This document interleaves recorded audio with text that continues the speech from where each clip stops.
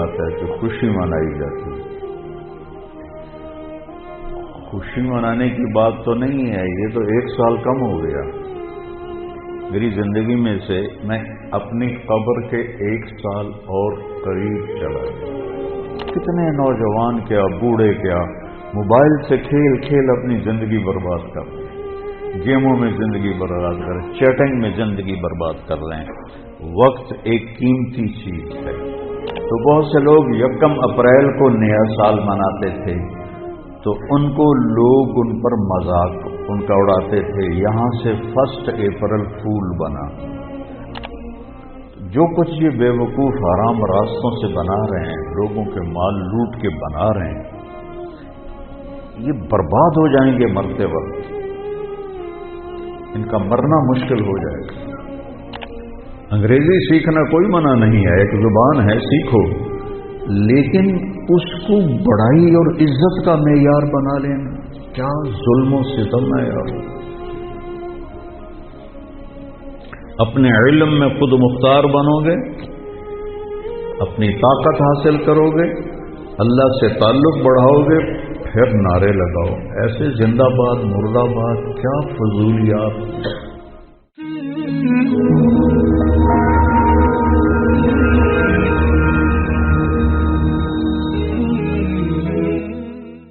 السلام علیکم ورحمۃ اللہ وبرکاتہ. الحمد للہ رب العالمین والصلاة والسلام علی سیدنا و مولانا محمد وعلی آلہ واصحابہ اجمعین. اما بعد، اعوذ باللہ من الشیطان الرجیم. بسم اللہ الرحمن الرحیم. هو الذي جعل الشمس ضياء والقمر نورا وقدره منازل لتعلموا عدد السنين والحساب وكل شيء فصلناه تفصيلا. وقال النبي صلى الله تبارك وتعالى عليه وسلم: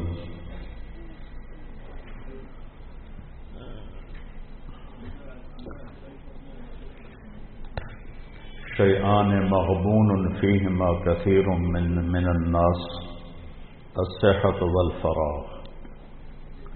وقال النبي صلى الله تبارك وتعالى عليه وسلم: الدنيا دار من لا دار له ومال من لا مال له ولها يجمع من لا عقل له، أو كما قال صلى الله تبارك وتعالى عليه وسلم. میرے محترم بھائیو، دوستو، عزیزو، اکثر ماشاءاللہ نوجوان بیٹھے ہو.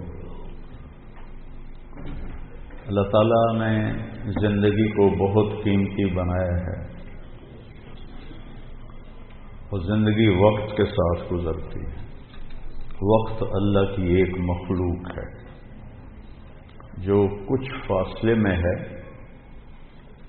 اوپر وقت خط کوئی نہیں ہوتا ہے.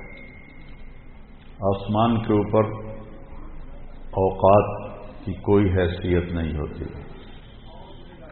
جنت میں بھی ٹائم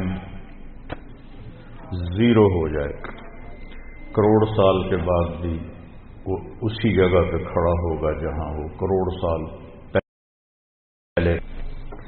یہاں اللہ تعالیٰ نے فرمایا کہ میں نے سورج اور چاند کو گردش دی جس سے سال اور مہینے پیدا ہوئے.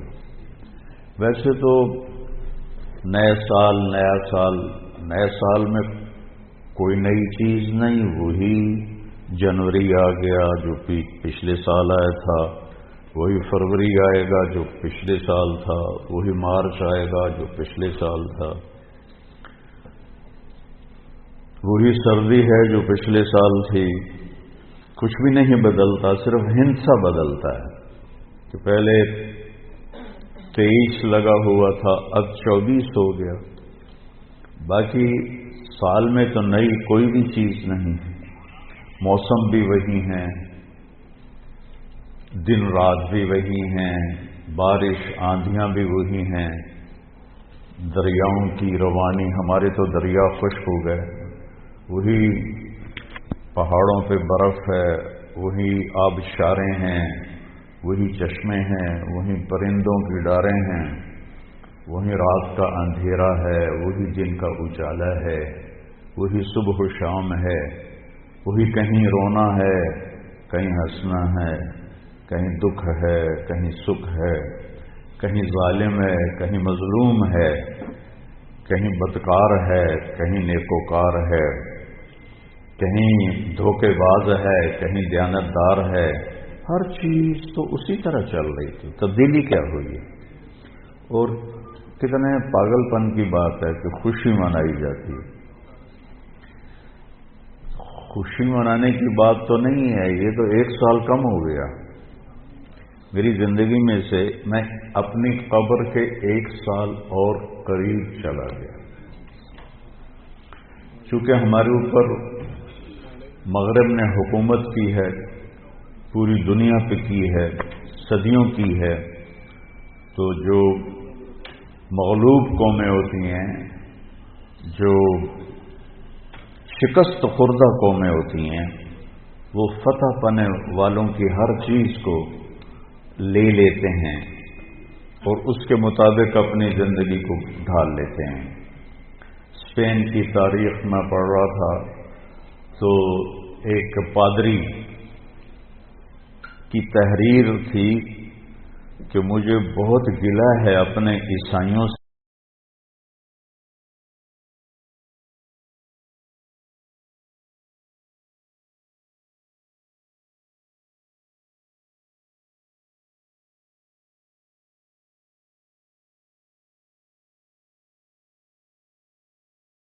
ہے کہیں خوشی منانے کی بات تو نہیں ہے، یہ تو 1 سال کم ہو گیا میری زندگی میں سے، میں اپنی قبر کے 1 سال اور قریب چلا گیا، چونکہ ہمارے اوپر مغرب نے حکومت کی ہے، پوری دنیا پہ کی ہے، صدیوں کی ہے، تو جو مغلوب قومیں ہوتی ہیں، جو شکست خوردہ قومیں ہوتی ہیں، وہ فتح پانے والوں کی ہر چیز کو لے لیتے ہیں اور اس کے مطابق اپنی زندگی کو ڈھال لیتے ہیں۔ اسپین کی تاریخ میں پڑھ رہا تھا تو ایک پادری کی تحریر تھی کہ مجھے بہت گلہ ہے اپنے عیسائیوں سے کہ انہوں نے عربی لباس پہننا شروع کر دیا ہے، انہوں نے اپنی زبان چھوڑ کے عربی میں بولنا شروع کر دیا، جیسے ہماری نسل انگریزی میں بولتے ہیں، اردو میں بھی انگریزی شامل کرتے ہیں، پنجابی میں بھی انگریزی، بلکہ انگریزی بولنا ایک معیار بن گیا ہے۔ اس قدر حماقت ہے کہ معیار تو انسانیت ہے۔ اچھا انسان بڑا آدمی ہوتا ہے، انگریزی بولنے والا بڑا، انگریزی بولنے والوں نے تو ملک لوٹ لیا۔ بڑا انسان اپنی صفات سے بنتا ہے، بڑا مالدار اور چیز ہے اور بڑا انسان اور چیز ہے۔ ایک شخص بہت بڑا، یہ بہت بڑا آدمی ہے کیونکہ بہت زیادہ پیسے ہیں، یہ بڑا مالدار ہے، یہ بڑا آدمی نہیں ہے، یہ بڑا انسان نہیں ہے۔ ان اکرمکم عند اللہ اتقاکم، سب سے زیادہ عزت والا اور بڑا آدمی اللہ کہتا ہے وہ ہے جو تقوی والا ہے۔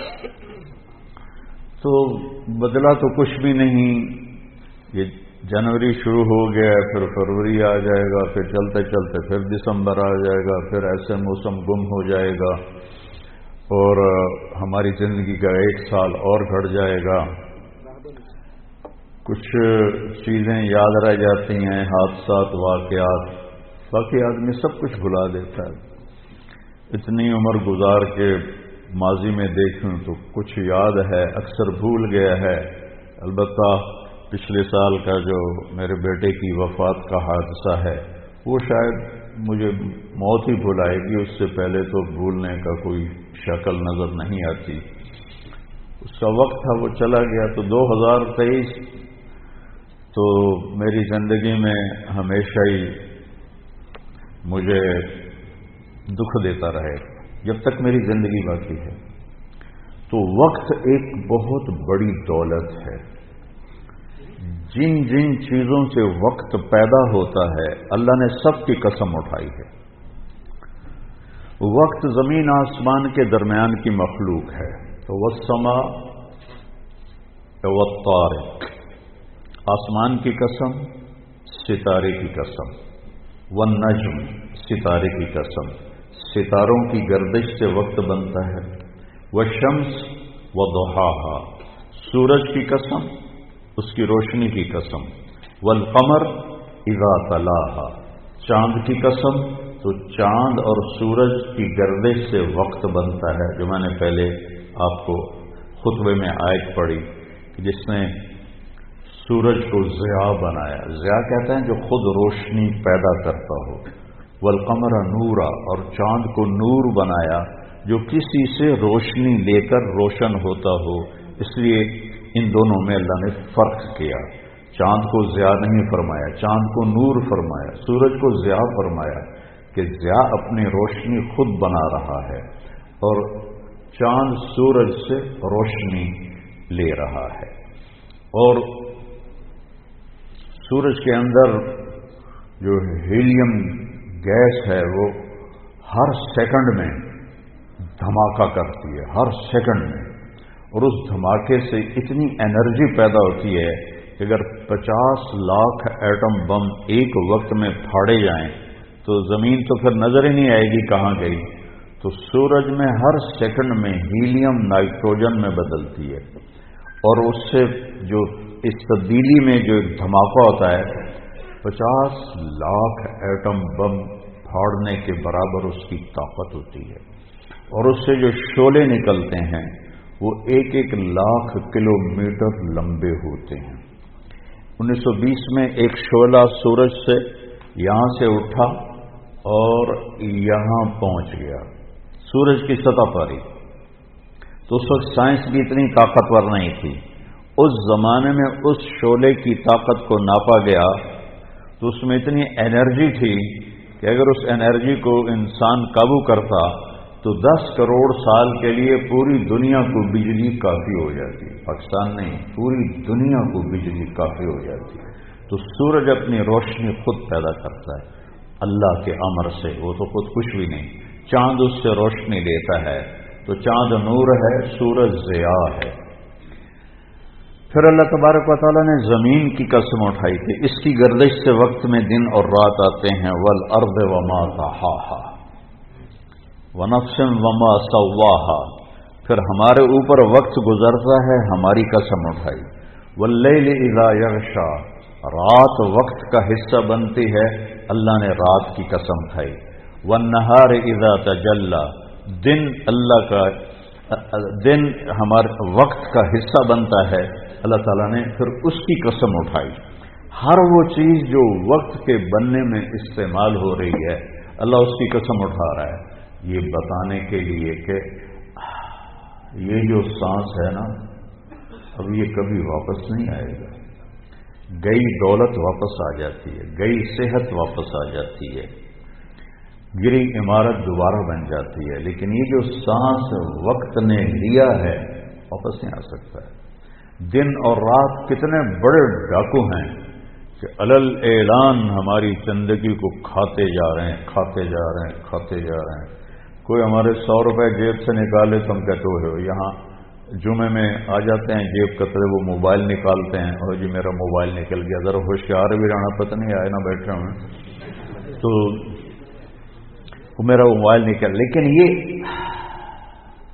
یہ سانس ایک لمحہ جو نکلا ہے اسے تم واپس نہیں لا سکتے. سورج چاند کی گردش الٹی نہیں ہو سکتی. تو اس کی اہمیت بتانے کے لیے اللہ تعالیٰ نے ان ساری چیزوں کی قسم اٹھائی. والشمس وضحاها والقمر اذا تلاها والنهار اذا جلاها والليل اذا يغشاها والسماء وما بناها والارض وما طحاها ونفس वमा सव्वाहा, 7 चीजों की इकट्ठी कसम उठाई है अल्लाह ताला ने। सूरज की कसम, चांद की कसम, दिन की कसम, रात की कसम, आसमान की कसम, जमीन की कसम, और ऐ इंसान तेरी जान की कसम कि वक्त ने तुझे घेरा हुआ है और तुझे खींच रहा है, खींच रहा है, खींच रहा है। हर टिक टिक टिक ये कुल्हाड़े की तरह मेरी जिंदगी के दरख्त को काट रही है, काट रही है, काट रही है, काट रही है, और पता भी नहीं चलता, और किसी का कुछ पता नहीं कब उसका वक्त खत्म हो जाए। मैं अपने बारे में तो सोचता था कि 70 साल का हो गया हूं तो अब मेरी जिंदगी मतलब जामन दा वेला नेड़े ही है, लेकिन वो आसिम पे वक्त आ गया जी, 36 साल का नौजवान और इतना सेहतमंद कि 30 किलोमीटर मुसलसल दौड़ने की ताकत थी उसके अंदर। 30 किलोमीटर एक सांस में दौड़ता था, और खानपुर डैम को 1 गो में उसने क्रॉस किया और आर पार किया। उसके ऊपर मौत का हुक्म आ गया।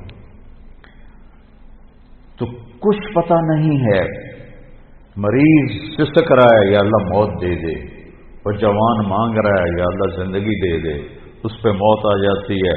और वो हमारा एक नौकर था चाचा फतेह मोहम्मद नाम था, फतेह कहते, आखिर उम्र में बीमार हो गया था, तो मैं उसका हाल पूछने गया तो मुझे कहा मियाँ मौत नहीं आ रही। हमारा टाइटल है वहां खानदानी मियाँ, मियाँ मौत नहीं आ रही। किसी को मांगे नहीं मिलती, किसी के बचते बचते, लोग कहते हैं ना मैं तो मरते मरते बचा। अरे भाई बचते बचते मर जाएंगे, मैं तो मरते मर जाऊं, मैं तो मरते मरते बचे। एक दिन इसका उलट हो जाएगा, बचते बचते मर जाए। वक्त कीमती चीज है, और ये कीमती बनता है उसमें कुछ भरने से, और जो भर दोगे निकाल नहीं सकोगे। वक्त के बर्तन में जो भरोगे, वो बोतलों में ये सिरप मशीनों ऐसे कर डाल रही होती है ना, ऐसे बोतल आती है, उसमें ऊपर से वो मशीन उसके अंदर सिरप डालती है, वो आगे चली जाती। कभी कोई बोतल मिस हो जाती है तो खाली आगे निकल जाती, उसके ऊपर खड़ा हुआ जो है काम करने वाला, वो उसको उठा के दोबारा पीछे रख दे तो फिर भर जाती है। लेकिन यहां ये नहीं हो सकता कि मेरी ये घड़ी खाली चली गई, कुछ भी न किया, या मोबाइल से ही खेलता रहा।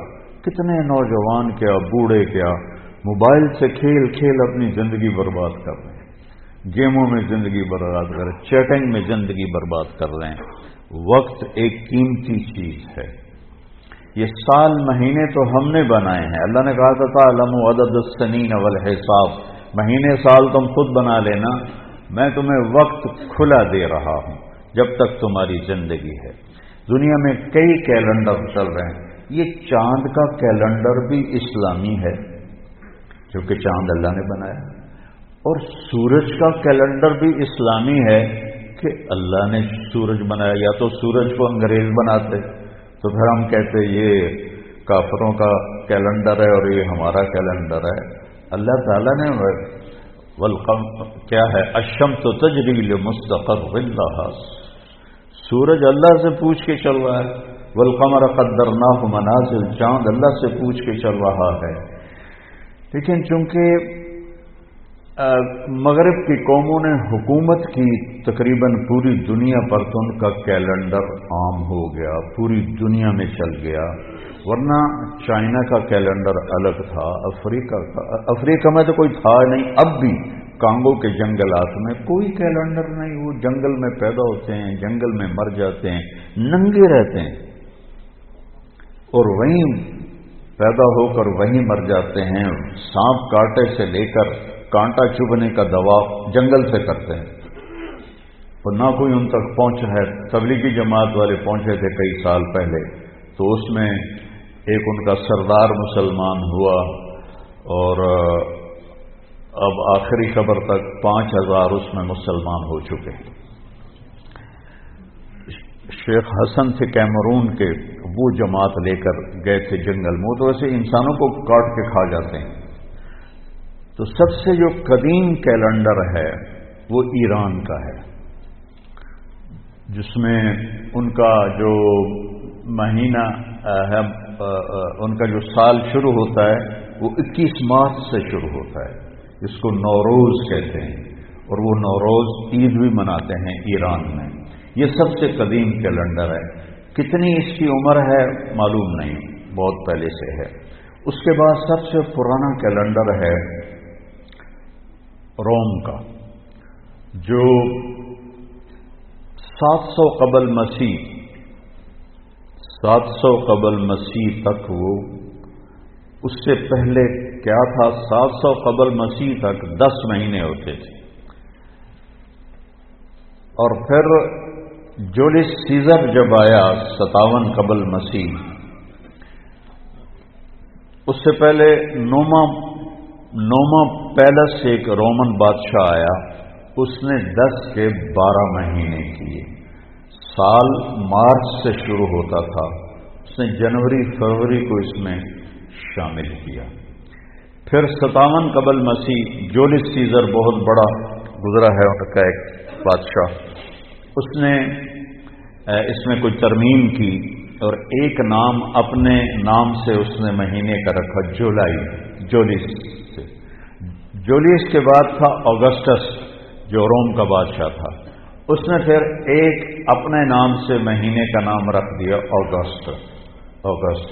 یہ جتنے نام ہیں یہ رومن دیوتاؤں کے نام ہیں سوائے ان لوگوں کے۔ جولائی جولیس سیزر کے نام پر ہے، اور اگست جو ہے یہ اگسٹس کے نام پر ہے۔ باقی جو 10 مہینے ہیں یہ یونانی دیوتاؤں کے نام پر ہیں۔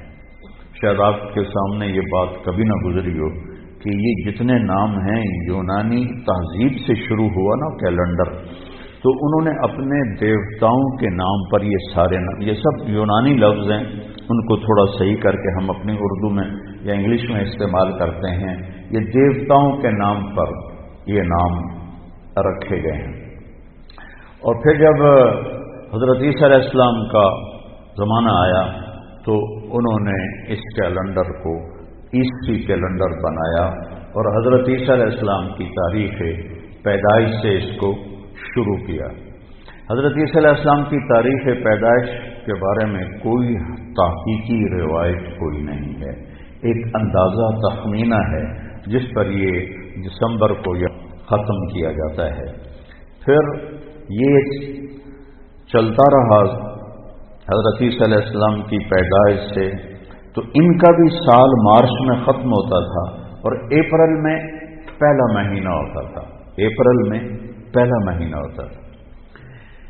پھر 1564 میں، سن 1564 عیسوی میں فرانس کے بادشاہ نے اس میں تبدیلی کا حکم دیا اور جنوری کو پہلا مہینہ قرار دیا اور دسمبر کو آخری مہینہ قرار دیا۔ اور اس وقت چونکہ ذرائع ابلاغ نہیں تھے تو کچھ لوگوں کو پتہ چلا، کچھ کو نہ پتہ چلا، تو بہت سے لوگ 1 اپریل کو نیا سال مناتے تھے، تو ان کو لوگ ان پر مذاق ان کا اڑاتے تھے، یہاں سے 1 اپریل فول بنا۔ اس کو بھی کسی مسلمانوں کے ساتھ جوڑ دیتے ہیں کہ مسلمانوں کے ساتھ یہ ہوا تھا، تو پھر انہوں نے یہودیوں نے یہ طریقہ رائج کر دیا کہ اپریل فول مناؤ۔ اب تو خیر کسی کو پتہ بھی نہیں ہے۔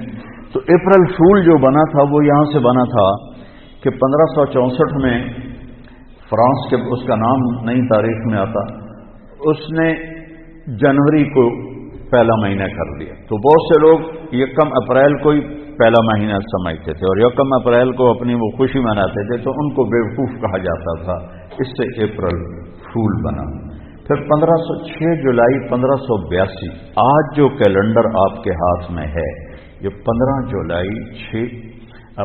6 جولائی 1582 کو گریگورین اس کو کیلنڈر کہتے ہیں۔ گریگوری یہ پوپ تھا روم کا، اس نے 30 دن، 31 دن، 28 دن، لیپ سال میں 29 دن، یہ سارا سٹ کر کے یہ 1582 سے یہ کیلنڈر چلا آ رہا ہے۔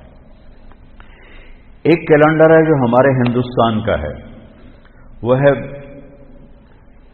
وکرمی کیلنڈر. اس کو مہاراجا وکرما جیت تھا جو مدھیہ پردیش جو آج ریاست ہے، اس میں ایک شہر تھا اجین، وہاں کا وہ بادشاہ تھا اور ہندوستان اس نے سارا فتح کیا. 117 سال اس نے عمر پائی. اور یہ کالوں لوگ، کاسٹ ہے نا کالوں، یہ وکرما جیت کی اولاد ہیں، وہ کالوں تھا. اور اس نے اپنی پیدائش سے ہندی کیلنڈر شروع کیا. 102 قبل مسیح، حضرت عیسیٰ علیہ السلام کی پیدائش سے 102 سال پہلے وہ پیدا ہوا اور 15 عیسوی میں مرا. تو 117 سال اس نے گزارے اور بہت نیک بادشاہ تھا، بہت رحم دل بادشاہ تھا. وہ لوٹتا نہیں تھا، لٹاتا تھا. ہمارے بادشاہ تو لوٹتے ہیں، لٹاتے نہیں ہیں. ان پاگلوں کو یہ نہیں پتا کہ پائی پائی کا حساب دینا ہوگا، ایک ایک پائی کا حساب دینا ہوگا، ایک ایک خیانت. ایک حدیث شریف میں آتا ہے کہ آپ نے فرمایا من المفلس، غریب کون ہے؟ کہا جی من لا درہم لہو، جس کے پاس پیسے نہ ہوگا. نہیں، المفلس من امتی من یاتی یوم القیامہ بالحسنات امثال الجبال. سب سے غریب آدمی میری امت کا وہ ہے جو قیامت کے دن لائے گا نیکیاں پہاڑوں کی طرح. لیکن چکر باز تھا، اس کا مال لوٹا، اس کا مال لوٹا، اس کے پیسے دبائے، اس کی زمین پہ قبضہ کیا، اس کی زمین پہ قبضہ کیا. قبضہ مافیا پورے 4 صوبوں میں کام کر رہا ہے. تو ان زمینوں پہ قبضے کیے، پٹواری حاضر اور تحصیلدار حاضر، اوپر تک سب لائن حاضر ہوتے ہیں، سب کو جا رہا ہوتا ہے. کیسے دھوکے میں پڑے ہوئے یہ لوگ. یہ پاگل جانتے نہیں کہ جو ہی موت آتی ہے تو آدمی زیرو ہو جاتا، زیرو ہو جاتا. جو تو عاصم کی موت نے جھنجھوڑ دیا ہے. روزانہ اس کی قبر پہ جاتا تھا تو اس کے وہ تختی لگی دیکھ کے ایسے حیران ہو کے دیکھتا رہتا تھا اور آنسو بھی نکلتے رہتے تھے. مٹی ہو گیا، مٹی ہو گیا. جو کچھ یہ بے وقوف حرام راستوں سے بنا رہے ہیں، لوگوں کے مال لوٹ کے بنا رہے ہیں، یہ برباد ہو جائیں گے مرتے وقت. ان کا مرنا مشکل ہو جائے گا. تو وہ کیا ہوگا؟ لوگ آئیں گے، یا اللہ اس نے میرا مال دبایا، اس نے میری زمین دبائی، اس نے میرے ساتھ یہ کیا، اس نے میرے ساتھ یہ کیا. اچھا اتنی نیکیاں تو لے جا، اتنی تو لے جا، اتنی تو لے جا، اتنی تو لے جا، اتنی تو لے جا. ایسا ایسا ایسا ساری نیکیاں لوگ لے جائیں گے اور لوگوں کے حق باقی ہوں گے. کہیں گے یا اللہ ہم نے بھی اس سے لینا تھا، اب اس کی نیکیاں تو ہیں کوئی نہیں. تو اللہ تعالیٰ کہے گا انہوں نے جو گناہ کی ہیں اس کے سر پر ڈالو. تو گناہ کیا زید نے، سر پہ ڈالا بکر کے، اور وہ دوسرا آیا جی میرا حق بھی ہے کہ اپنے گناہ اس پہ ڈالو، میرا حق بھی ہے کہ اپنے گناہ اس پہ ڈالو. یہاں تک کہ گناہوں کا پہاڑ اکٹھا ہو جائے گا اور ساری نیکیاں کر کے جہنم میں گرا دیا جائے گا. یہ دیکھ رہے ہو، ایک بالشت زمین، ایک گٹھ زمین جس نے کسی کی دبا لی. یہاں تو ایکڑوں پہ قبضے ہو جاتے ہیں. تو قیامت کے دن 7 زمینوں کو توق بنا کے اس کی گردن میں ڈال دیا جائے گا. کیسے اٹھائے گا وہ؟ کس طرح مقابلہ کرے گا؟ آج تو اس نے دھونس سے، طاقت سے، کلاشنکوف سے پٹواریوں کو خرید، تحصیلداروں کو خرید، اے سی کو خرید، ڈی سی او کو خرید، کمشنر کو خرید، سارا کچھ کر لیا. یہ سارے لائن حاضر ہو جائیں گے. وہ بہت نیک بادشاہ تھا، 117 سال عمر پائی. اس وقت تو مذہب ہی کوئی نہیں تھا. تو اگر وہ بت پرست نہیں ہوگا تو جن کو اسلام کی دعوت نہیں پہنچی ان کی بھی اللہ بخشش فرما دے. تو اس کی نیکی کے اس نے پورے ہندوستان پہ حکومت کی. تو تو اس نے یہ کیلنڈر بنایا جو ویساکھ سے شروع ہوتا ہے، ویساکھ۔ اب تو ہمیں بھی بھول گئے، ہمارے بڑوں کو نام یاد تھے، لیکن چونکہ تاریخ میرا مطالعہ رہتا ہے تو اس لیے مجھے یہ یاد ہے کہ ویساکھ سے شروع ہوتا ہے۔ ویساکھ اور جیٹھ، ہاڑ، ساون، بدرو، اس قسم کے اس کے نام ہیں۔ تو ایک کیلنڈر ہمارے ہندوستان کا ہے، یہ اس عیسوی کیلنڈر سے بھی پرانا ہے، اور پھر ایک کیلنڈر ہمارا ہے قمری، یہ سب سے بہترین کیلنڈر ہے۔ سارے کیلنڈر سورج سے جوڑ کے بنائے گئے ہیں، تو ہمارا کیلنڈر اللہ نے ہمیں دیا چاند سے۔ 17 ہجری میں حضرت عمر رضی اللہ تعالیٰ عنہ کی حکومت تھی۔ ابو موسیٰ اشعری رضی اللہ تعالیٰ عنہ یہ گورنر تھے بصرہ کے، تو انہوں نے خط لکھا کہ امیر المومنین آپ کے خط آتے ہیں، نہ پتہ ہوتا ہے یہ کب نافذ ہونا ہے اور نہ پتہ ہوتا ہے یہ کب ختم ہونا ہے، تو ارخ لنا، تو ہمارے لیے کوئی کیلنڈر بنائیے۔ تو حکومت بہت پھیل چکی تھی، 22 لاکھ مربع میل میں حکومت پھیل چکی تھی، تو حضرت عمر کو یہ بات بڑی پسند آئی، تو انہوں نے سب کو جمع کیا۔ فرمایا بھائی ابو موسیٰ کا خط آیا ہے تو ہمیں اپنا کوئی کیلنڈر بنانا چاہیے۔ سب نے کہا بالکل صحیح ہے۔ تو فرمایا کہاں سے شروع کریں؟ تو ایک رائے آئی میلاد النبی سے شروع کریں، ولادت نبی سے شروع کریں۔ ایک رائے آئی غزوہ بدر سے شروع کریں، ایک رائے آئی فتح مکہ سے شروع کریں۔ آپ نے حضرت علی سے پوچھا تمہاری کیا رائے ہے؟ کہا ہجرت سے شروع کریں، کہ ہجرت سے اسلام زندہ ہوا، آپ کی ہجرت ہوئی تو اسلام کے دروازے کھلے۔ تو عمر رضی اللہ تعالیٰ عنہ کو یہ رائے سب سے زیادہ پسند آئی، اور یہ طے پایا کہ بھئی ہم ہجرت نبی سے اپنے سال کو شروع کریں گے، کہ آپ نے جب مکہ سے مدینہ کی طرف ہجرت فرمائی تو اس وقت 27 صفر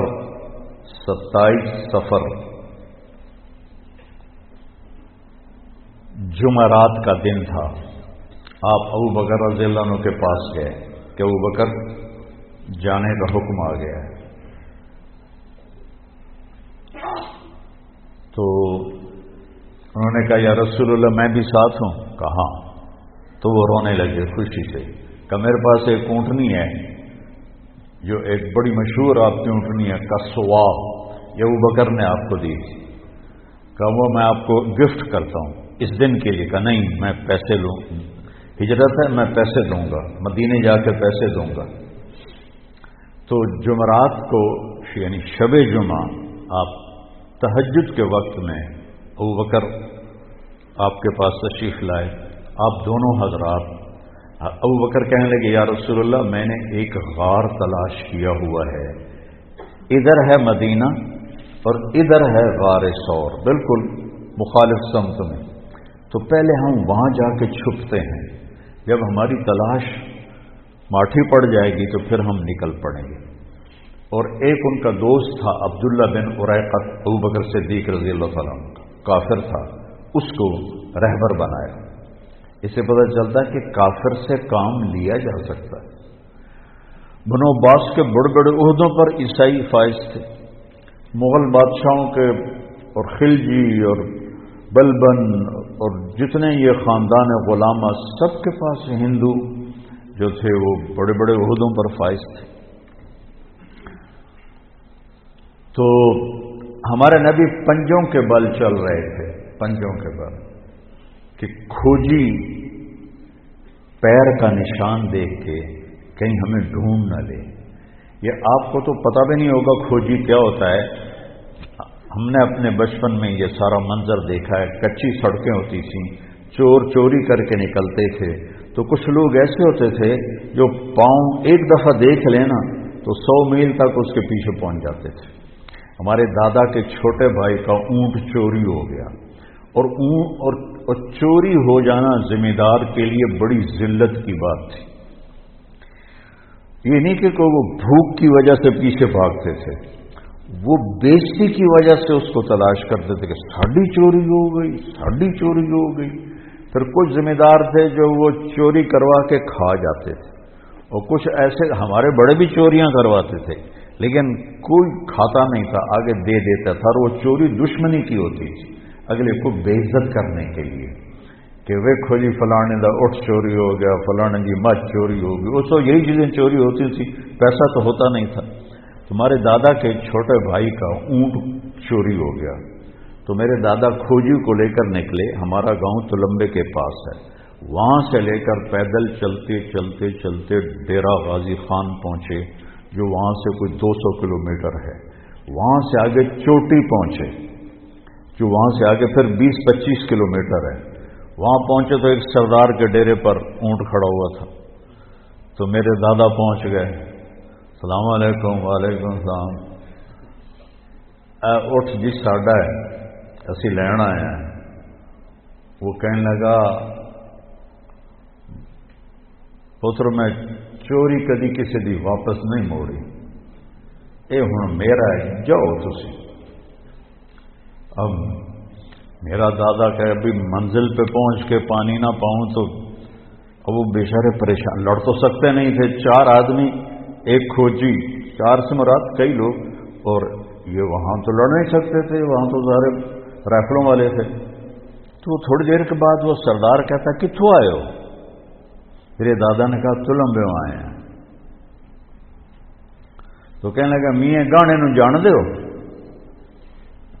تو میرے دادا نے کہا میاں گانا میرا پیو ہے، میرا باپ۔ اچھا تیرا پیو ہے؟ وہ کھڑا ہو گیا اور میرے دادا کو گلے لگایا اور کہنے لگا تیرے پیو دا میرے تے ایک احسان ہے، بہ جا تینوں سنائینا۔ تو وہ کہنے لگا میں تلمبے میں پولیس نے مجھے پکڑ لیا، تو تھانے میں ڈک دیا تلمبے پولیس نے۔ تو میں نے سپاہیوں سے پوچھا اس تھانے میں کس کی بات مانی جاتی ہے؟ تو سپاہیوں نے کہا میاں گانے کی۔ نام تو اس کا غلام محمد تھا، گہنا کہتے ہیں زیور کو، تو اپنی خوبیوں کی وجہ سے وہ گہنا گہنا کہلاتا تھا، نام غلام محمد تھا اس کا۔ تو وہ کہنے لگا میں ایک سپاہی نو آخیا بھی جا میاں گانے نو آخ ایک پردیسی تیرے نال گل کر رہا ہے۔ اس وقت گھوڑے ہوتے تھے، کچی سڑکیں، جنگل، میرا پردادا آ گیا تو کہنے لگا جی حکم کا جی میں چور تو ہاں پر تھوڑے علاقے کوئی چوری نہیں کی، تو ربوں فدی پہ میری مدد کر۔ تو میرے پردادا نے تھانے دار سے کہا اس کو چھوڑ دو، اس نے چھوڑ دیا۔ ان کا تیرے پیو دا احسان ہے میرے اتنے، اے اپنا اٹھ بھی لے جا تو ایک میرا بھی لے جا۔ تو وہ 2 اونٹ لے کر میرے دادا واپس پہنچے۔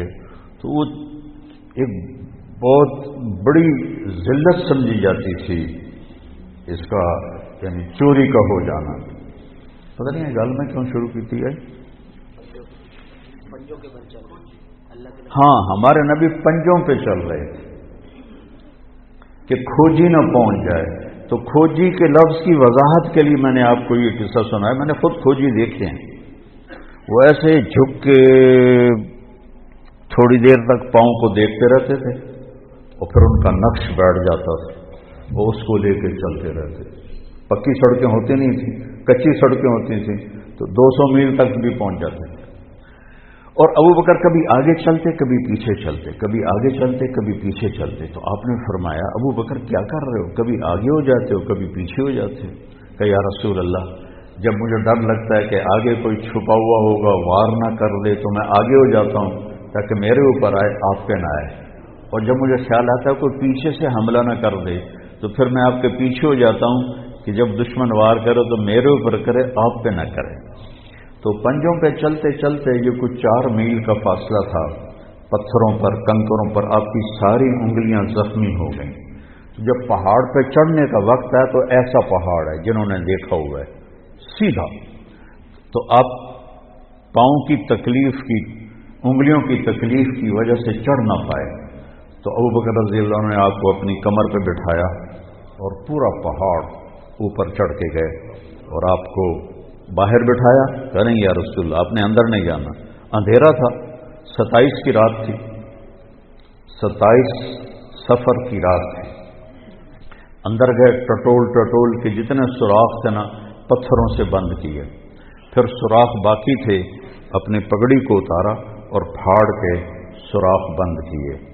پھر سوراخ باقی تھے تو آپ نے کرتے کو اتارا اور پھاڑ کے سوراخ بند کیے.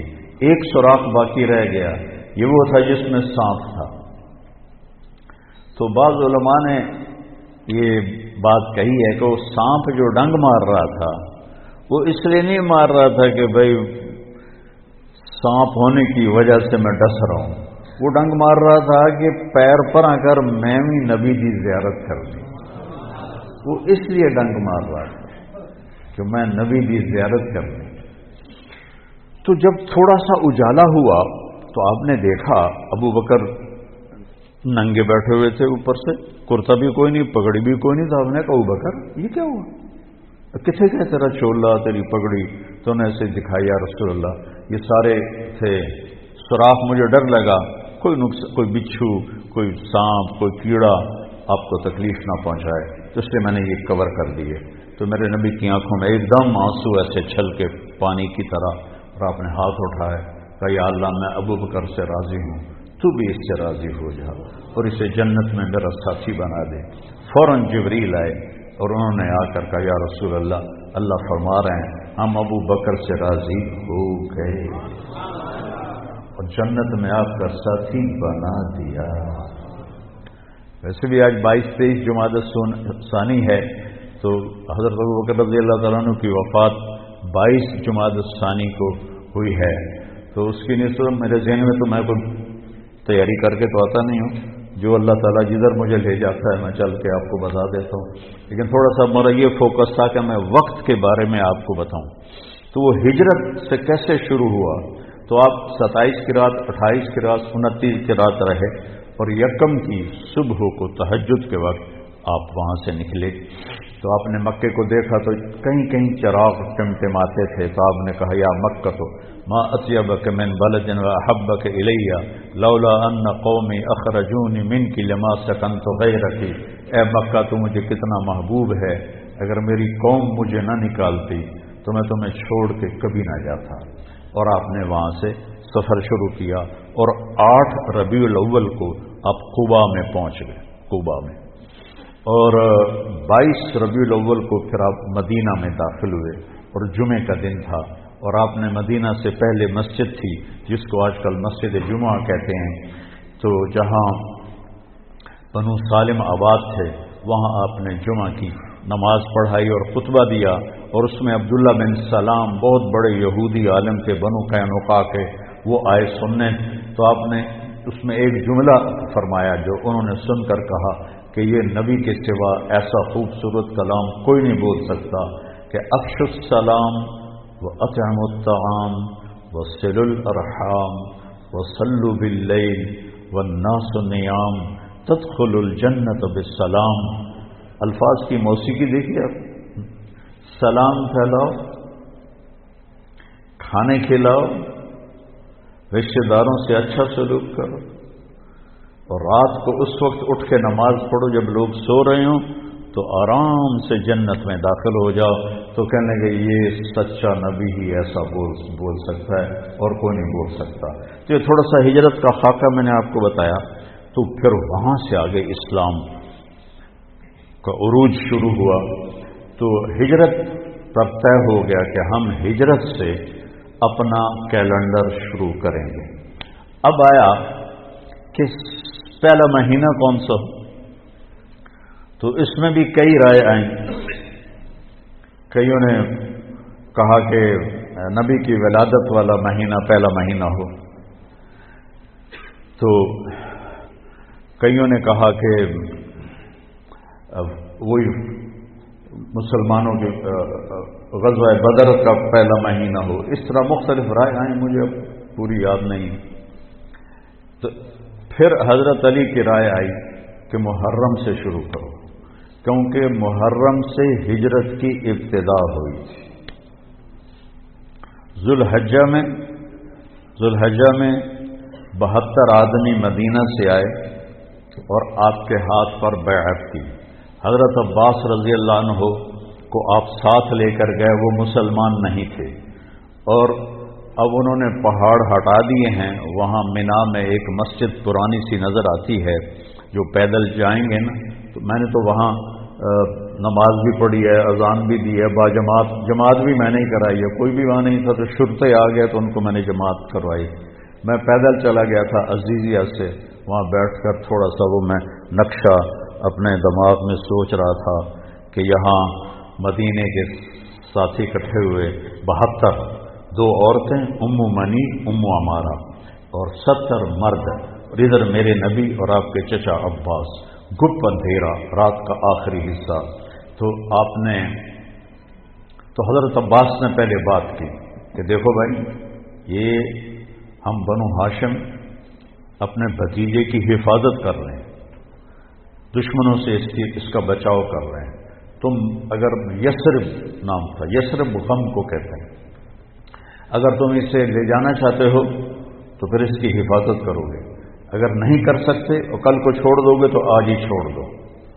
تو ایک صحابی ہیں اسد بن زرارہ، کہنے یا رسول اللہ، اگر آپ کی اجازت ہو تو میں جواب دوں، ایسا جواب دوں گا کہ آپ کے چچا کی کوئی توہین نہیں ہوگی۔ ہم نے کہا دو۔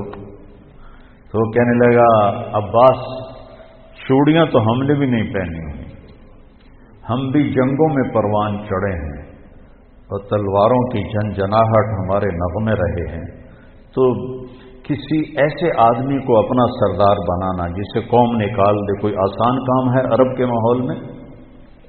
کسی ایسے دین کو قبول کرنا جسے سب عرب نے رد کر دیا ہو آسان ہے عرب کے ماحول میں؟ جب ہم یہ کر چکے ہیں تو حفاظت بھی کر کے دکھائیں گے۔ تو کہ یا رسول اللہ بیعت کے لیے ہاتھ بڑھائیں۔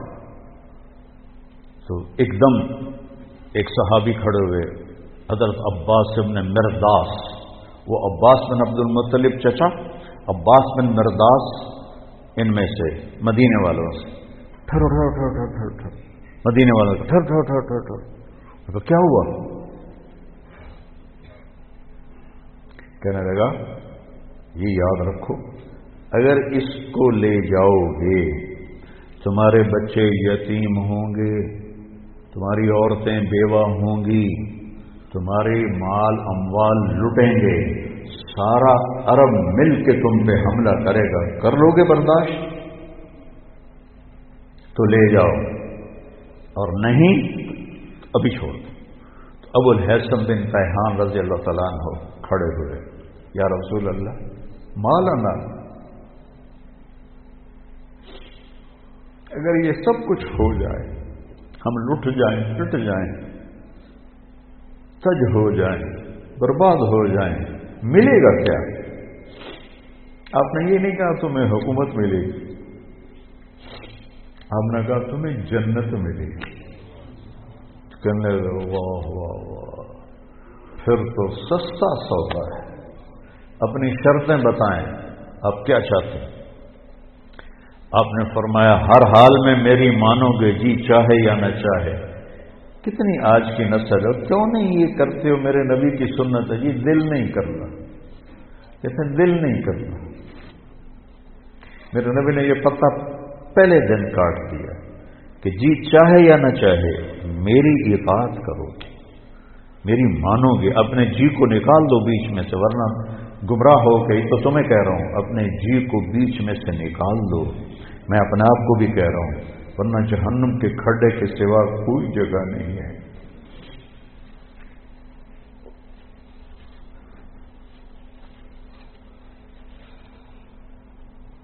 اپنے نبی کی زندگی پڑھو تو تمہیں پتہ چلے کہ کیا احسان کر گئے اپنی امت پر، وہ کتنا رو کے گئے اپنی امت کے لیے۔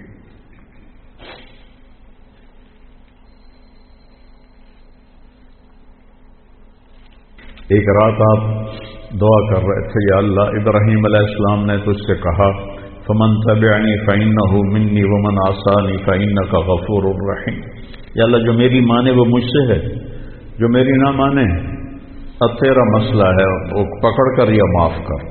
اور یا اللہ عیسیٰ علیہ السلام نے کہا تھا ان تعذبہم فإنہم عبادک وإن تغفر لہم فإنک انت العزیز الحکیم.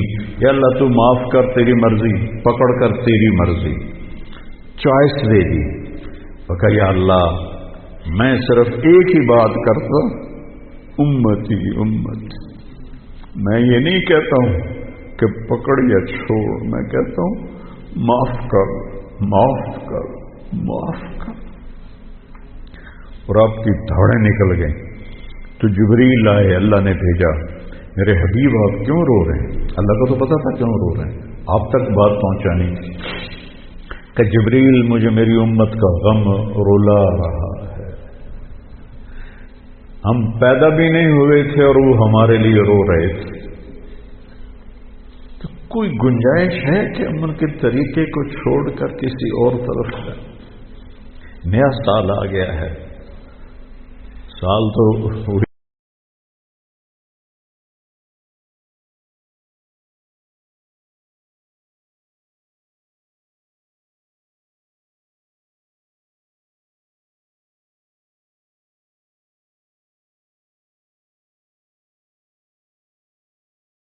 ہے، اپنی میں لگاؤ. تو اللہ نے آ کے جبریل نے کہا یا رسول اللہ، اللہ فرما رہے ہیں ہم آپ کو آپ کی امت کے بارے میں خوش کر دیں. فرمایا تطیعوننی فی المنشط والمکرہ، جی چاہے یا نہ چاہے میری مان کے چلو گے. تنفقون علی فی العسر والیسر، تنگی اور فراخی میں میرے اوپر مال خرچ کرو گے، میری حفاظت کرو گے جیسے اپنے بچوں کی کرتے ہو. بھلائی کو پھیلاؤ گے، برائی کو مٹاؤ گے، اللہ کے راستے میں جہاد کرو گے، لوگوں کی لان تان سن کر اللہ کی اطاعت سے نہیں ہٹو گے. لوگوں کی لان تان، لوگ تانے دیں گے، کیا کیا کہیں گے. میں جب آج سے 52 سال پہلے جب میں اللہ نے مجھے میڈیکل سے موڑا اور میں نے مدرسے میں جانے کا کہا تو پورا خاندان 6 مہینے صرف میں ٹارگٹ ہوتا تھا. گالیاں، تانے، رائمنڈ والوں کو گالیاں، مولویوں کو گالیاں، مجھے گالیاں. میں تو ان کی اولاد تھا، پھر مجھے بھی گالیاں. کہ پرواہ نہیں کرو گے، ڈٹ کے چلو گے، جم کے چلو گے. تو نے کہا جی اور کچھ؟ کہ بس اور کچھ نہیں. کہ ہاتھ بڑھائیں. تو آپ نے ہاتھ بڑھایا تو 2 صحابہ نے پہل کے لیے دوڑ لگائی، ایک برا بن معرور، ایک ابو الحسن بن تیہان. تو بعض محدثین فرماتے ہیں کہ برا بن معرور کا ہاتھ پہلے پڑا، اور بعض فرماتے ہیں ابو الحسن بن تیہان کا ہاتھ پہلے پڑا. اور میری رائے میں بھی یہی ہے کہ ابو الحسن بن تیہان وہ پہلے ان کا ہاتھ لگا، چونکہ انہوں نے پھر اس کے بعد ایک دم کہا یا رسول اللہ ایک بات ابھی بتا دیں، کل اللہ آپ کو فتح دے، عرب آپ کے تابع ہو، تو آپ ہمارا شہر چھوڑ کے مکہ تو واپس نہیں جائیں گے. یہ ابو الحسن نے کہا. تو آپ مسکرائے، کہا میرا جینا بھی تمہارے ساتھ ہے اور میرا مرنا بھی تمہارے ساتھ ہے. جب مکہ فتح ہوا تو آپ صفا پہاڑی پہ کھڑے ہو کر نا آپ نے لمبی دعا کی. تو انصار مدینہ آپس میں نا سرگوشیاں کرنے لگے. اخذتہ الرأفۃ ببلدہ، لگتا ہے اللہ کے نبی کو اپنے شہر کی محبت نے پکڑ لیا ہے اور شاید اب یہ مدینہ نہیں واپس جائیں گے. تو جبریل آئے، یا رسول اللہ انصار بدگمان ہو رہے ہیں. عشق بدگمان کر دیتا ہے، عشق کی زیادتی بدگمان کر دیتی ہے، چاہے وہ نبی کے ساتھ ہی کیوں نہ ہو. تو انصار بدگمان ہو گئے. تو آپ ایسے ہاتھ اٹھائے ہوئے تھے تو آپ نے ایک دم ایسے کہا یا معاشر الانصار ما اسمی اذن.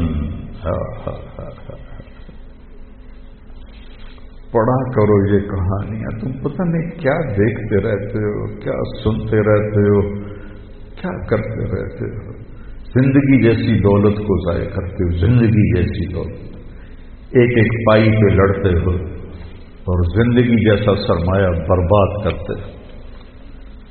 اے انصار کی جماعت، جانتے ہو میں کون ہوں؟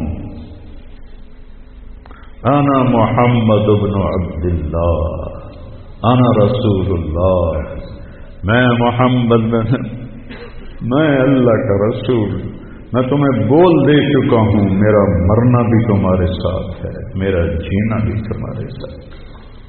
تو سارے انصار رونے لگے گا، یا رسول اللہ، محبت کی شدت کی وجہ سے بدگمانی پیدا ہوئی ہے، کوئی ایمان کی کمزوری کی وجہ سے نہیں۔ تو آپ نے فرمایا اللہ اور اس کا رسول تمہارا عذر قبول کرتے، سبحان اللہ، اس کا رسول تمہارا عذر قبول کرتے۔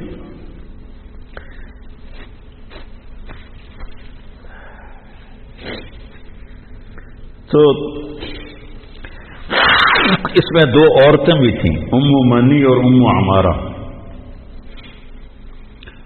تو وہ آئیں ہاتھ بڑھانے، تو ہمیں کہا نہیں، تمہاری بیعت زبان سے ہے۔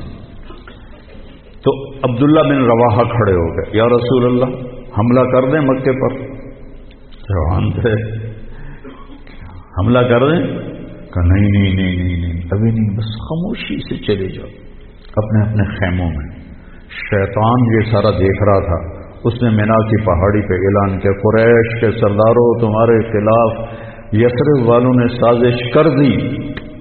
تو جو آواز گونجی تو وہ سارے ایک دم اکٹھے ہو گئے، تو انہوں نے یثرب کے سرداروں کو بلایا، یہ سارے نوجوان تھے۔ سر نبی کی ایک نشانی یہ ہے، ایک کہ اس کے پیچھے لبیک کہنے والے سب سے پہلے جوان ہوتے ہیں، کیونکہ بوڑھے خشک شاخ بن چکے ہوتے ہیں اور جوان تر شاخ ہوتے ہیں۔ تو انہوں نے سرداروں کو بلا لیا، یہ تم نے کیا کیا، ہمارے خلاف سازش کی ہے؟ اللہ کی قسم ہمیں پتہ ہی کوئی نہیں، ایسے تمہارے کان بج رہے ہوں گے، ایسا کوئی قصہ نہیں۔ ان کو پتہ ہی نہیں تھا، پیچھے پیچھے نیچے نیچے نوجوانوں نے یہ سارا قصہ بنایا تھا۔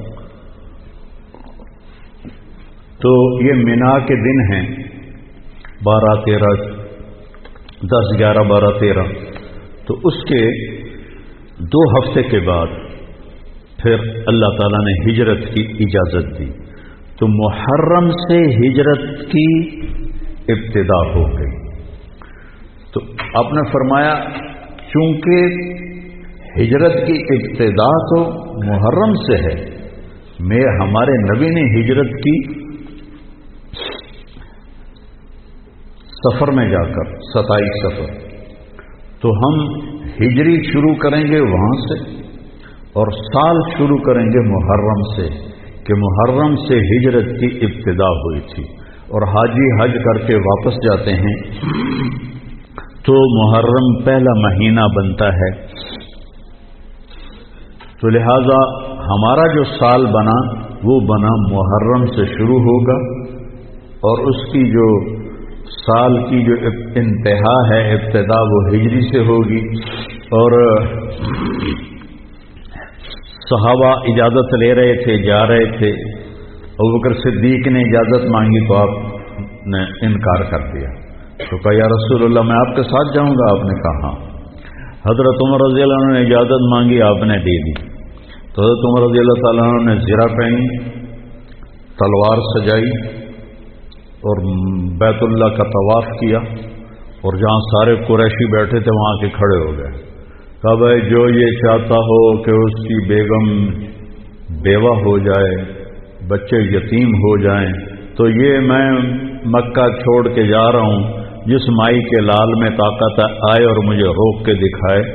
ایک بھی نہیں اٹھا، ایک بھی نہیں اٹھا، سارے سہم گئے، دبک گئے۔ میرے نبی سے زیادہ دلیر تھے حضرت عمر، آپ چھپ کے گئے۔ حضرت عمر کا فعل سنت نہیں بننا تھا، میرے نبی کا فعل سنت بننا تھا۔ کمزوری کے وقت میں کیا کرنا ہے، ہمیں طریقہ سکھانے کے، ورنہ جبریل ایسے براق پہ بٹھاتے اور جا کے مدینے اتار دیتے۔ امت کو سبق دینا تھا، جب تم کمزور ہو تو پھر اس وقت تم نعرے بازی نہ کرو، اپنی طاقت کو حاصل کرو۔ نعروں سے بھی کبھی کوئی قوم فتح ہوتی اور بد دعاؤں سے بھی کبھی کوئی قوم برباد ہوتی، ہمارے جیسوں کی بد دعائیں۔ تو اپنی اصلاح کمزوری کے وقت میں وہ کرو جو میرے نبی نے کر کے دکھایا۔ کمزوری کے وقت میں وہ نہ کرو جو بدر میں انہوں نے کر کے دکھایا۔ اس وقت سارا باطل ہم پر چھایا، ہمیں تو ایک جہاز کا پرزہ بھی بنانا نہیں آتا، تو وہ کتنے بے وقوف ہوں گے جو کہیں ہم کو جی ذرا پرزہ دے وے جو توڑو تو ہی بم سٹنا ہے، کیا خیال ہے دیں گے وہ؟ جب تک ہم اپنے وسائل پہ، جب تک ہم اپنے علم میں، دیکھو چائنا والوں نے جا کے انگلینڈ میں علم نہیں سیکھا، امریکہ میں علم نہیں سیکھا۔ ہمارا ہر محکمہ، چاہے وہ فوج ہو چاہے وہ سول ہو، امریکہ جا رہے ہیں، انگلینڈ جا رہے ہیں سیکھنے کے لیے۔ ارے دشمن بھی کبھی سکھائے گا کچھ؟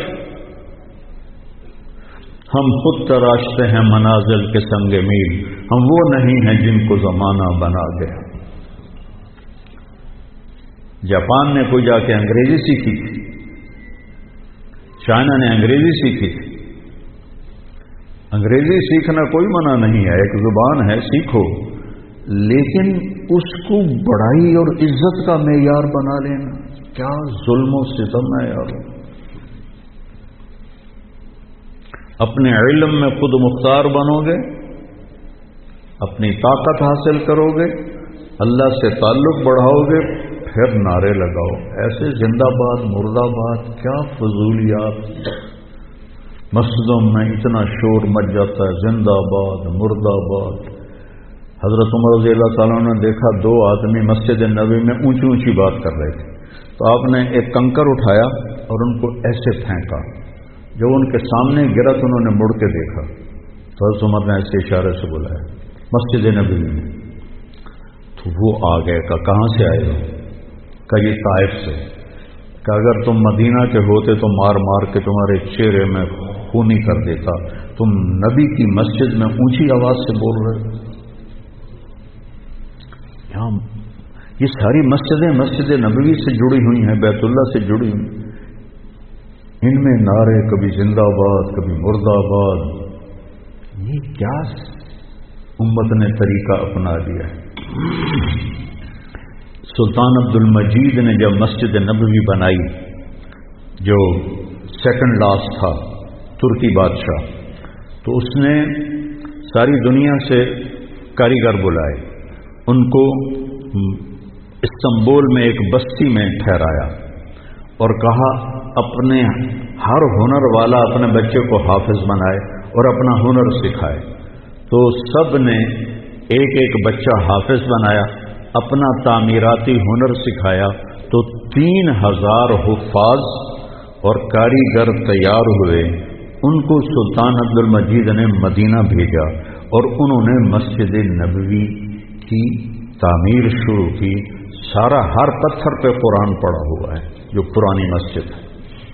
اور جب کوئی پتھر رکھتے تھے اور وہ تھوڑا بڑا ہوتا تھا، اس کے مطابق نہیں ہوتا تھا، تو وہ نشان لگاتے، وہاں بھی تراش سکتے تھے تیشے کے ساتھ، نشان لگاتے۔ جس بستی میں وہ ٹھہرے ہوئے تھے وہاں وہ پتھر واپس جاتا، وہاں اس کی کاٹ تراش کر کے پھر واپس بھیجا جاتا، پھر اسے لگایا جاتا، پھر وہ تھوڑا سا زیادہ ہوتا، پھر وہیں جاتا تھا اور وہاں جا کے تاکہ ٹھک ٹھک کی آواز میرے نبی کو تکلیف نہ دے۔ میرے نبی تو اپنی قبر میں زندہ ہیں تاکہ ان کو تکلیف نہ ہو، تو پھر اس کو واپس لا کے پھر جوڑا جاتا تھا۔ ایسے ہی بیت اللہ بنا، وہ جو پرانا اب انہوں نے گرا کے نیاب کر دیا، تو ہر پتھر پہ قرآن پڑھا گیا ہے، ہر پتھر پہ۔ اور مسجد کا ادب ایسا تھا۔ پھر اس کے بعد یہ نئی مسجد، ہر سال میں جاتا تھا، میں دیکھتا تھا وہ کاریگر سگریٹ پی رہے ہوتے تھے، دھواں اڑا رہے ہوتے تھے، اور ساتھ تعمیر کر رہے ہوتے تھے. نہ وہ عشق میں رہیں گرمیاں، نہ وہ حسن میں رہیں شوخیاں، نہ وہ غزنوی میں تڑپ رہی، نہ وہ خم ہے زلف ایاز میں. وہ زمانہ ہی بدل گیا. وہ مسلمان آئے عشاق گئے وعدہ فردہ لے کر، اب انہیں ڈھونڈ چراغ رخ زیبا لے کر. تو ہمیں قمری سال دیا گیا.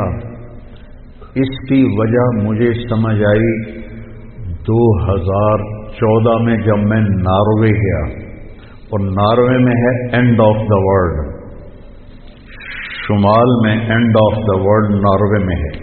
میں وہاں گیا. اس علاقے میں 2 مہینے سورج نکلتا نہیں اور 2 مہینے ڈوبتا نہیں.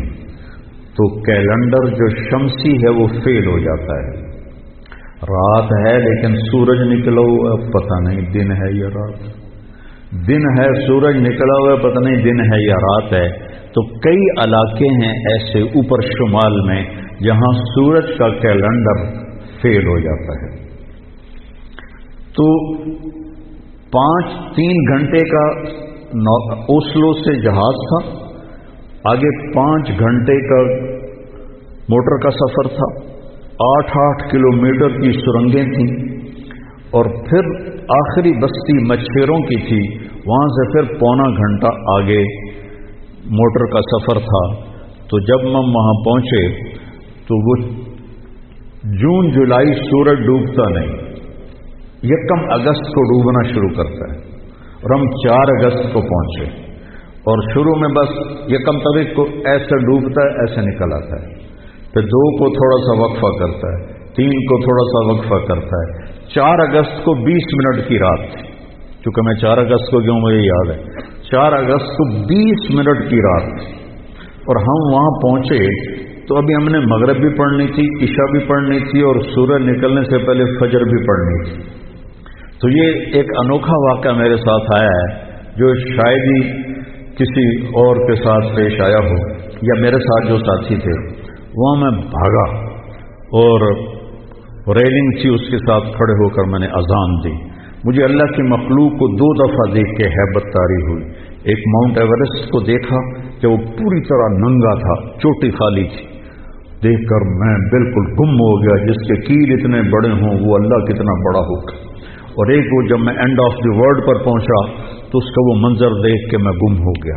میں نے اذان دی، ٹھنڈی ہوا چل رہی تھی، تو میں نے قبلہ دیکھنا چاہا تو چاند سامنے چمک رہا تھا، سورج فیل ہو گیا تھا، چاند چمک رہا تھا. تو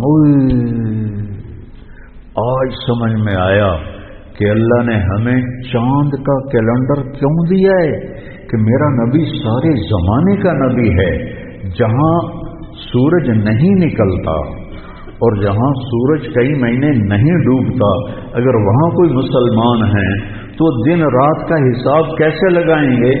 چاند کو دیکھ کر. میں نے چاند دیکھا، واہ واہ ابھی رات کھڑی ہے. تو وہ قبلہ فٹ کیا، مغرب کی نماز پڑھی. مغرب عشاء اکٹھے پڑھنا تو مسافر کے لیے جائز ہے باقی ائمہ کے نزدیک.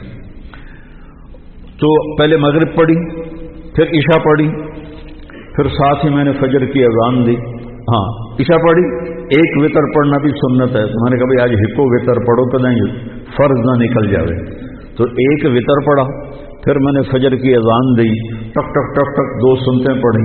پھر والعصر انا اعطینا سے میں نے فرض نماز پڑھائی، اور بیٹھے تھے کہ سورج آ کے السلام علیکم. تو وہاں جا کے مجھے یہ بات سمجھ میں آئی کہ اللہ نے ہمیں چاند کا کیلنڈر کیوں دیا ہے. یہ کہیں بھی ناکام نہیں ہوتا، کہیں فلاپ نہیں ہوتا. سورج کا کیلنڈر کتنی جگہ ہیں دنیا میں جہاں فلاپ ہو جاتا ہے، ناکام ہو جاتا ہے. تو یہ ہمارے نبی کی عالمی نبوت کی ایک دلیل چاند کا نظام شمسی بھی ہے.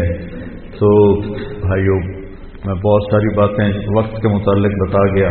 کہنا تو یہ تھا کہ ہند سا بدلا ہے تو اپنے آپ کو بھی بدلیں، توبہ کریں اپنے رب کی بارگاہ میں اور گناہوں سے توبہ کریں. پتہ نہیں کب عاصم کی طرح کس کو موت اٹھا کے لے جائے، تو نہ جانے بلا لے پیا کس گھڑی، تو کیا کیا کرے گی کھڑی دن کے دن. نہ جانے بلا لے پیا کس گھڑی، پتہ نہیں کب موت کا ڈنکا بج جائے۔ تو بھائیو اس سے پہلے توبہ کرو، اپنے رب کی بارگاہ میں جھکو، فرائض ادا کرو، 5 نمازیں پوری پڑھو، جھوٹ نہ بولو، سچ بولو، دھوکہ نہ دو، دیانتداری سے چلو، بدکاری نہ کرو، نکاح کرو، نشے نہ کرو، حلال پیو، حلال کھاؤ، حرام نہ کماؤ، حلال کماؤ۔ ماں باپ زندہ ہیں تو ان کے آگے اف بھی نہ کرو، بیوی بچوں سے حسن سلوک رکھو، روب جمانا نہیں۔ ماں باپ سے کہتا ہوں اولاد کی عزت کرو، اولاد کو عزت دو، انہیں ڈانٹ ڈپٹ سے نہ چلاؤ، پیار سے چلاؤ۔ اولاد سے کہتا ہوں ماں باپ کے آگے اف بھی نہ کرو کہ وہ تمہاری جنت ہیں، وہ تمہاری جنت کے دروازے ہیں، اور اپنی کمائیوں میں حلال رکھو۔ ایک دوسرے سے لڑے ہوئے ہو تو صلح کر لو، کہ اللہ پاک کو آپس کا لڑنا بالکل پسند نہیں ہے۔ اور اب یہ سیاست کا بازار گرم ہو رہا ہے، یہ نہیں منافقت ہے، منافقت کے سوا کچھ نہیں ہے، اس سے دور ہی رہو تو اچھا ہے۔ اور اگر کہیں کوئی سیاست کا کسی کو شوق ہے تو پھر اپنے مخالف کی بدخوئی نہ کرے، اس کی برائی نہ کرے، اس کو گالیاں نہ دے، اس کو برا بھلا نہ کہے، ورنہ اپنی آخرت خراب کرو گے۔ یہاں پہ میں نے ٹکے بک رہے ہیں تو ان کی کیا حیثیت؟ آج کل کے وزیروں کو کون پوچھا؟ وزیر اعظم کو کوئی نہیں پوچھتا تو وزیروں کو کس نے پوچھنا؟ جب میں لاہور پڑھتا تھا تو مغربی پاکستان ہوتا تھا، ایک صوبہ، اور اس کا گورنر تھا امیر محمد خان اکیلا، اور پورے مغربی پاکستان کے 11 وزیر، ان کا روب بھی تھا، ان کے پاس پاور بھی تھی، ان کا پروٹوکول بھی تھا، وہ دیانتدار بھی تھے۔ کیا کریں، اپنے اوپر ہی روئیں، آنسو بہائیں۔ تو بھائی توبہ کرتے ہو سارے؟ کہو میرے ساتھ، یا اللہ میری توبہ، پھر کہو یا اللہ میری توبہ، پھر کہو یا اللہ میری توبہ۔ انشاءاللہ ہماری توبہ قبول ہوگی، اور اگر کبھی ٹوٹ جائے پھر توبہ کر لینا، اللہ پھر معاف کر لے گا انشاءاللہ۔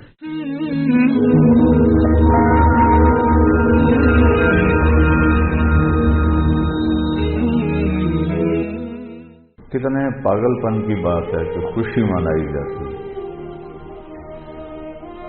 خوشی منانے کی بات تو نہیں ہے، یہ تو 1 سال کم ہو گیا میری زندگی میں سے، میں اپنی قبر کے 1 سال اور قریب چلا گیا۔